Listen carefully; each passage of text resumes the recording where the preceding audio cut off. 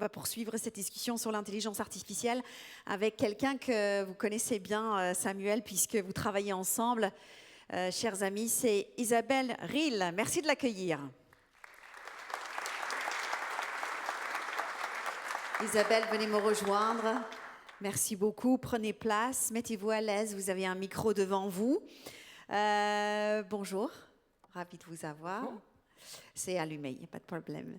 Vous êtes directrice du Prairie, l'Institut de recherche sur l'IA de Paris. Et pour commencer, est-ce que vous pouvez peut-être nous dire un mot sur le travail que vous menez et peut-être le travail aussi que vous menez avec Samuel? Bonjour à tous, oui. Alors en fait, Prairie, c'est un cluster d'IA, l'un des 9 français. Et donc nous avons aujourd'hui à peu près 130 chercheurs qui vont de disciplines très fondamentales pour l'IA, c'est-à-dire des gens qui font des mathématiques, de l'informatique, etc. Et puis des gens qui travaillent par exemple sur les impacts sociétaux, donc des sociologues, des économistes, et jusqu'à des gens qu'on intègre maintenant qui font des créations artistiques. Donc on essaie vraiment de couvrir l'ensemble du champ de l'IA et de son impact sur la société. Magnifique, donc c'est assez complet finalement. Vous avez fait entrer la création dans un programme de recherche sur l'IA. Pourquoi? Qu'est-ce que ça apporte concrètement? Alors, l'idée n'est pas que ça apporte quelque chose en soi. C'est-à-dire toutes les disciplines se complètent. Se complète, hein. Et aujourd'hui, à la fois l'IA est devenue un vecteur de transformation des disciplines. On appelle ça un peu l'IA pour les sciences, mais en fait, ça va bien plus large. Ça va bien au-delà. Que les sciences dures. Et par ailleurs, les différentes disciplines amènent aussi des nouveaux usages, mais parfois aussi des améliorations, des inventions sur l'IA qui font que ça évolue. Donc en fait, toutes les disciplines se cross-fertilisent, je ne sais pas si le mot se dit, mais oui, si, bien sûr. Vous avez compris, cross-fertilise. Oui, on nous suit, il n'y a aucun problème. On va parler du lien entre recherche et entreprise, peut-être. Quelle place doit avoir la recherche en IA par rapport au monde économique? Alors, là, évidemment, je suis biaisée, puisque je suis convaincue par définition. La recherche est pour moi, puis pour l'ensemble des chercheurs, je pense, vraiment le moteur initial de toute l'innovation qui se fait. Et aujourd'hui, en particulier en IA, c'est bien plus vrai que dans les autres disciplines, parce que les temps de transfert sont beaucoup plus courts. Quand vous avez on a des chercheurs dans PSL, par exemple, qui travaillent sur les appareils d'imagerie médicale de demain. C'est long de construire un appareil, de le faire breveter, de le faire tester sur les... L'IA, entre la publication scientifique donc d'un chercheur dans un grand congrès international et votre poche, il se passe parfois moins de 2 ans. Bien sûr. Et donc ça va tellement vite que les entreprises qui veulent rester au top de l'innovation sont obligés d'être en contact avec la recherche. Il n'y a pas aujourd'hui d'innovation de rupture sans recherche fondamentale derrière. Ok, je comprends bien. Et comment on fait concrètement pour peut-être rapprocher les entreprises de la recherche aujourd'hui? Alors, je pense que globalement, elles le sont beaucoup plus qu'il y a des années. Et pour tout ce qui est grands groupes, les grands groupes ont des services de R&D, communiquent avec les chercheurs, il n'y a pas de problème. Toutes les startups sont en général issus de quelque chose qui vient d'un labo ou montés par de jeunes étudiants ou sont aussi très en demande. Là où je pense qu'on doit collectivement faire des efforts, c'est pour l'entre-deux. C'est-à-dire qu'aujourd'hui, on a en France un grand nombre d'ETI, de PME, qui ont un fort potentiel, mais qui ont plus difficilement accès à la recherche, et c'est là qu'il faut qu'on aille les chercher. Je voudrais dire un mot quand même sur We Are School, puisque donc PSL s'est associé avec We Are. Vous pouvez en dire un mot? Oui, tout à fait. Je vois Eric qui est là. En fait, on a aussi, depuis un certain temps, la conviction qu'on doit former beaucoup de gens à l'IA, c'est-à-dire des spécialistes, des jeunes qui vont avoir un master ou un doctorat en IA, des gens qui vont avoir un master ou un doctorat en quelque chose d'autre, mais qui auront acquis la maîtrise des outils d'IA. Et puis, très très important aussi, mais parfois oublié dans l'image, on ne va pas remplacer tous les gens des entreprises, tous les collaborateurs par de nouveaux data scientists ou ce que vous voulez. On a une absolue nécessité de reformer ces gens qui sont des très bons spécialistes de leur métier. Et donc on s'est associé à We Are pour faire un certificat on appelle ça rescaling, offert aux industries culturelles et créatives. Et donc, on a Et ça prend quelle forme? C'est sur l'IA, hein? C'est sur l'IA. Ce sont des formations de plusieurs jours pour des petits groupes de personnes qui sont, encore une fois, dans des entreprises de la création, qui ont un métier qu'ils maîtrisent parfaitement, mais qui veulent s'acculturer au machine learning, au traitement des langues, donc les fameux LLM dont on vient de parler, à la vision par ordinateur, et donc la robotique aussi, et donc qui ont quelques cours sur tout ça pour avoir un certificat à la fin et savoir dialoguer avec les chercheurs qui font ça. Super, merci Isabelle. Vous restez avec nous parce qu'on va continuer à parler ensemble et on va parler de formation et d'entreprise avec un jeune entrepreneur du monde de l'IA. Il a été responsable de l'éthique de l'IA générative chez Meta et il vient de créer sa propre société Quintessence AI. Merci d'accueillir Hubert Etienne. Salut Hubert, venez nous rejoindre. Merci beaucoup d'être avec nous. Quintessence ou quintessence à l'anglaise, c'est ouvert, ça, direct. On dit les deux. Les deux, on peut dire les deux. Bon, c'est parfait, je ne me suis pas plantée. Votre entreprise forme déjà des salariés à l'IA. Vous les formez à quoi, concrètement? Alors, on les forme un petit peu à l'IA, on les forme surtout à l'IA responsable. Plus proche de votre bouche, voilà, vous entendez. À l'IA responsable, vous m'entendez bien? Oui, c'est parfait. Donc voilà, nous, notre créneau est surtout sur tout ce qui va être usage éthique, responsable et légal de l'IA. Voilà, parce qu'il y a déjà beaucoup de gens qui le font sur le côté IA. Pour nous, c'est important de rajouter cette couche qui est plus qu'une couche, mais qui est vraiment au cœur de notre mission. Bien sûr, donc c'est le cœur de votre mission. Former les entreprises à l'IA et donc à l'éthique, c'est indispensable aujourd'hui? C'est absolument Pourquoi? indispensable. Racontez-nous. Je pense qu'il y a au moins deux niveaux. Il y a des régulations qui se mettent en place, qui imposent des formations, donc il faut y répondre à un moment. Il y a le fait, moi en tant qu'éthicien, ça me tient à cœur, que les gens utilisent ça de façon responsable. Et puis il y a aussi une question de responsabiliser les gens dans leur usage. On voit trop souvent des collaborateurs, y compris de très grandes entreprises, qui disent on ne savait pas qu'il y avait tel type de risque. En fait, si, on sait. On sait parce qu'on connaît de la recherche. Mais voilà, il faut que cette recherche arrive à percoler rapidement. Et une question qui est la nôtre aussi, c'est comment est-ce qu'on reste au top de la recherche. Alors, que ce soit nous qui la fassions ou qu'elle vienne d'autres instituts, mais de pouvoir véhiculer cette recherche aux bonnes personnes, au bon moment, dans un format qui est digeste. Ok, je comprends bien. Et les enjeux pour les entreprises là-dedans, quels sont les enjeux? Alors, étonnamment, on s'en félicite.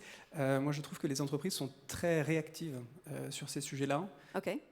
Parce que déjà, c'est un sujet qui est dans l'air du temps, donc on en parle beaucoup, elles voient beaucoup de choses qui se font et elles comprennent la nécessité justement d'avoir une réflexion autour de ça. Plus qu'une réflexion légale, il faut former, donc on va former. Moi, ce que je ressens, en tout cas, notamment de l'écosystème français, c'est une vraie réflexion en disant l'IA est en train de tout bouleverser. On ne comprend pas exactement où ça va, mais on comprend qu'on y va tous ensemble.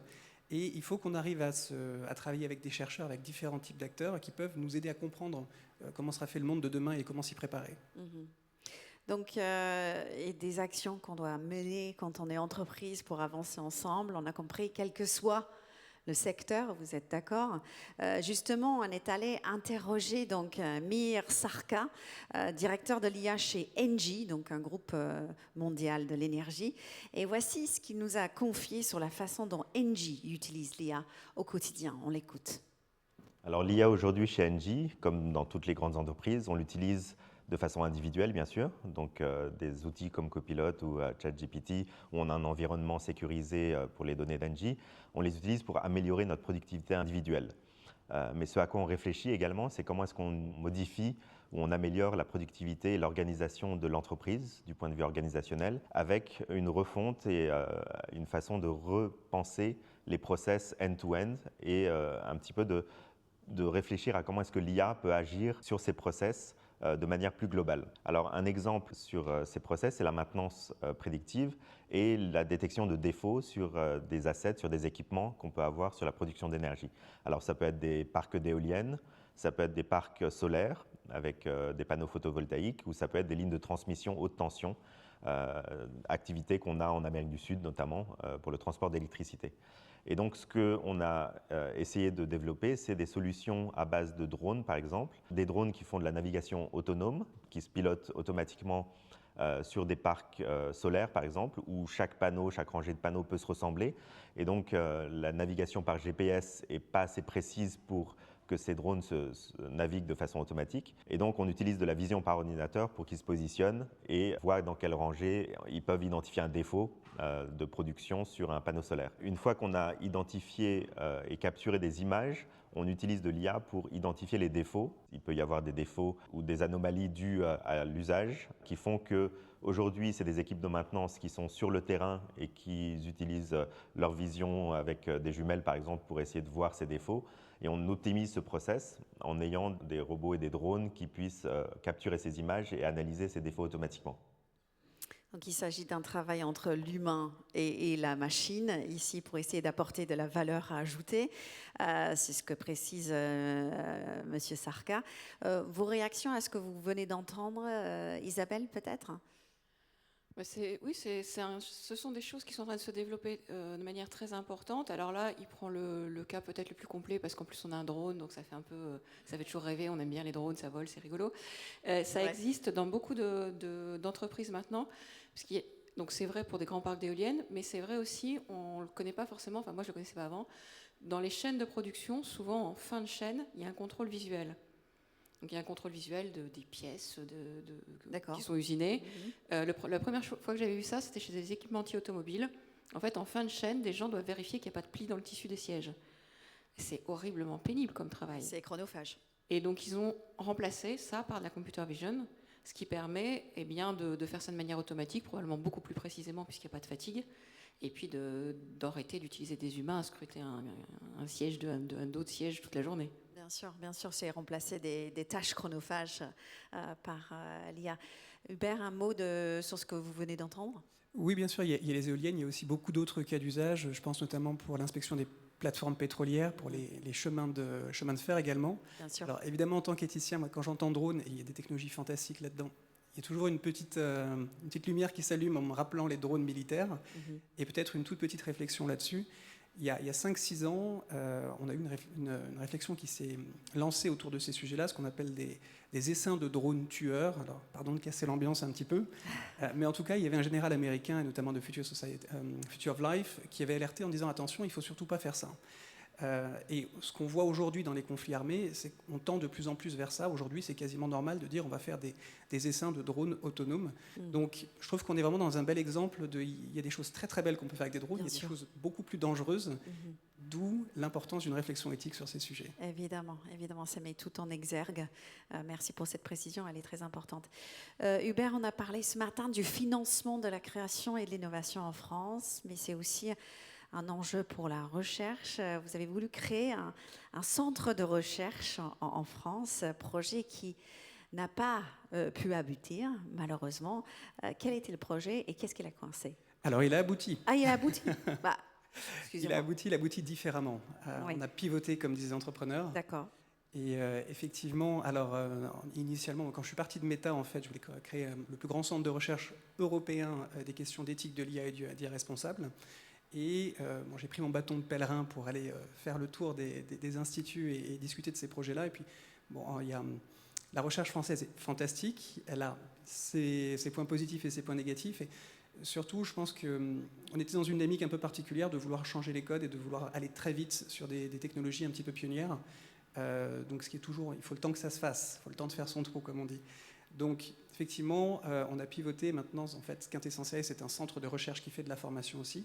Mais du coup, c'est un business model un peu particulier parce qu'on vend de la formation pour financer de la recherche, qui est décorrélée elle-même du business. Donc c'est une façon un petit peu différente de faire de la recherche et qui répond aussi, j'ai l'impression, à des aspirations d'une nouvelle génération qui veut continuer à faire de la recherche, mais de la recherche à impact plus rapide, plus direct, qui ne se reconnaît pas toujours, ou en tout cas il y a de moins en moins de place dans les universités, donc qui se demande comment je continue à faire cette recherche, mais un peu différemment. Et voilà, on essaie d'explorer des nouvelles voies de le faire. Isabelle, peut-être une réaction sur la nouvelle façon de faire, de contourner les... il faut toujours innover, quel que soit je pense qu'il faut trouver les moyens d'obtenir, d'arriver à monter ce qu'on veut. Je pense qu'on a encore la chance en France d'avoir vraiment de très très bons chercheurs et de très très bons étudiants. Ça, c'est vrai. En IA. Alors, combien de temps, on ne sait pas. Avec les différentes réformes du bac, les maths ont un peu payé la note, on va dire ça comme ça. Mais ça reste quand même quelque chose de très positif, puisque pour faire de l'IA, on parle souvent des processeurs, des données, etc., mais il faut des gens, il faut des cerveaux. Mhm. Et donc ça, c'est franchement l'un des points positifs de la France. Comment on fait pour les développer, pour les garder? Alors pour les développer, on les forme. Ouais. Donc on a de bonnes universités, de très bonnes écoles. Encore une fois, on doit faire attention de ne pas casser scier la branche sur laquelle on est assise, puisque la formation de base qui fait tout ça, c'est quand même les maths. Bien sûr. Et les garder, là, c'est plus compliqué, parce qu'effectivement, on a toujours un problème de positionnement, de salaire, et voilà. Mais on a quand même des choses à offrir en France. On a le modèle européen de vie qui correspond à un certain type de population qui ne cherche pas forcément à aller aux États-Unis ou en Chine, et qui préfère rester, même en gagnant un peu moins d'argent, dans le giron de l'Europe. Est-ce qu'il y a assez de capitaux publics aujourd'hui en France pour soutenir la recherche et l'innovation? Je pense que vous connaissez la réponse quand vous posez la question.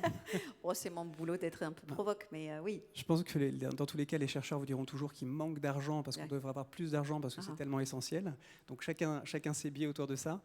Mais si on ne fait pas ce en quoi on est convaincu, on loupe quelque chose. En tout cas, je pense qu'il y a des financements, pour mettre les pieds dans le plat, je pense que ce qui pose problème aujourd'hui pour des gens qui sont typiquement comme nous, pas dans les structures, même si on collabore beaucoup avec les laboratoires académiques, c'est la structure des financements publics. Où typiquement, quand vous allez faire une demande sur des financements européens, c'est des dossiers qui sont extrêmement longs, qui sont très compliqués, qui vous demandent de vous mettre avec 5 ou 6 centres européens. Donc ça fait des grands consortiums et rapidement on atteint des tailles qui font qu'on peut difficilement avancer. Donc il faut ce type de grands projets structurants, il faut aussi avoir un peu plus de souplesse, je pense, sur les mécanismes de financement. Et voilà, et peut-être des sujets qui sont plus ouverts. Pour vous donner un exemple, je trouve qu'on est un petit peu trop sur la réserve en France et en Europe, c'est-à-dire que si un projet n'a pas 100% de chance d'aboutir, on va difficilement le financer. Il faut laisser la chance, peut-être. Exactement. Vous avez la DARPA aux États-Unis qui dit nous, on finance que des projets qui ont 25-30% de chances de réussir. Par contre, si ça réussit, c'est un gros jackpot. Pourquoi on est si exigeant? Une question de culture, sans doute. On est assez risque-averse, je pense. On ne veut pas prendre des risques. On se dit qu'il faut que ça marche à 100% avant qu'on puisse sortir de l'argent sur le projet. Culturellement, comment on fait pour changer ça? C'est une question complexe, je sais. Alors, je pense que ça a pas mal changé ces dernières années. Il y a beaucoup d'appels pour les projets exploratoires, etc. Et pour te contredire, je vais, en tant que bon chercheur, dire que non, moi je ne demande pas plus d'argent. Alors, vous allez me dire c'est facile, nous on en a déjà reçu beaucoup, donc on est un peu à l'abri. Non, blague à part, donc, en IA, nous avons eu beaucoup de financement public, et donc ça nous permet de changer la donne. Par contre, aujourd'hui, on se bat pour que les règles changent. Parce que dans le public, c'est pas le tout d'avoir de l'argent, c'est de pouvoir l'utiliser. Et quand vous me parliez tout à l'heure, par exemple, de l'attractivité, c'est très difficile pour nous d'offrir un salaire qui soit aux standards internationaux, parce qu'on a des règles, des grilles, qui ont été faites pour de bonnes raisons par ailleurs. Si vous voulez accueillir un chercheur international, en tant que chercheur, quand vous avez une offre aux États-Unis, on vous invite, on vous fait visiter la ville, l'université. Si vous êtes marié, on invite votre conjoint pour visiter aussi. On trouve un job pour le conjoint, on trouve une école pour les enfants. On n'a pas le droit de faire ça en France, parce qu'on est dans le public. Et donc, ce n'est pas juste une question d'argent, c'est aussi une question du système complet qui n'est pas sur les standards internationaux aujourd'hui. C'est un constat. On n'a pas la solution tout de suite, mais en tout cas, ça donne de la nourriture à réfléchir. Merci beaucoup. On y travaille. Merci à tous les deux pour cette table ronde. Merci beaucoup. Intéressante. Merci à tous les deux et merci